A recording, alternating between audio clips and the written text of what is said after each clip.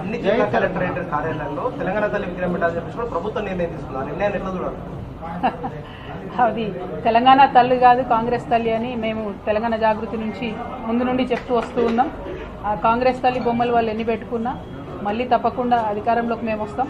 వచ్చిన తర్వాత జాగ్రత్తగా అవన్నీ తీసి గాంధీ భవన్కి పంపించడం జరుగుతుంది. ఎవరు కూడా ప్రజలు దాన్ని యాక్సెప్ట్ చేయడం లేదు.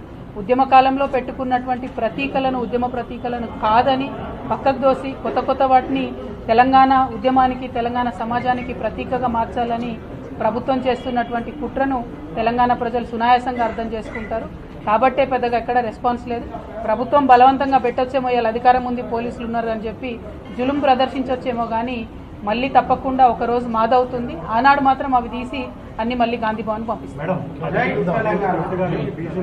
10 ఏళ్ళు కవిత గారికి బీసీలు గుర్తుకు రాలేదు, ఇప్పుడు బీసీలు గుర్తుకొచ్చారు. కవిత గారికి బీసీ సంఘాలు రాజకీయ పార్టీకి మద్దతు జరుగుతుందని పొన్నం ప్రభాకరణ గారు పాపం సామాజికంగా సర్వాయి పాపన్న వారసుడుగా కత్తితిప్పి సామాజికంగా, రాజకీయంగా, ఏదైతే ఆర్థికంగా వెనుకబడ్డ కులాలందరికీ కూడా మరి చట్టబద్ధ తెస్తామని ఆశపడ్డాం. కానీ ఆయన ఏం మాట్లాడుతున్నాడంటే, మరి కాంగ్రెస్ ప్రభుత్వం మన ముఖ్యమంత్రి గారు చెప్తున్నాడు, ఏం చెప్తున్నాడు, మేము 6 పథకాలు గ్యారంటీ అమలు చేయాలంటే మరి మా దగ్గర చావ లేదు అని, డబ్బు లేదంటుండు, చాతగాక అనుకుంటున్నాడు. చావ లేదా, చాతగాకనా మరి కాంగ్రెస్ ప్రభుత్వం మరి బీసీలకు చట్టసభలో రిజర్వేషన్ అమలు చేయాలంటున్న విషయాన్ని ఇవ్వద్దనేటువంటి అభిప్రాయం వల్ల ఖచ్చితంగా కాంగ్రెస్ పార్టీకి ఉన్నది.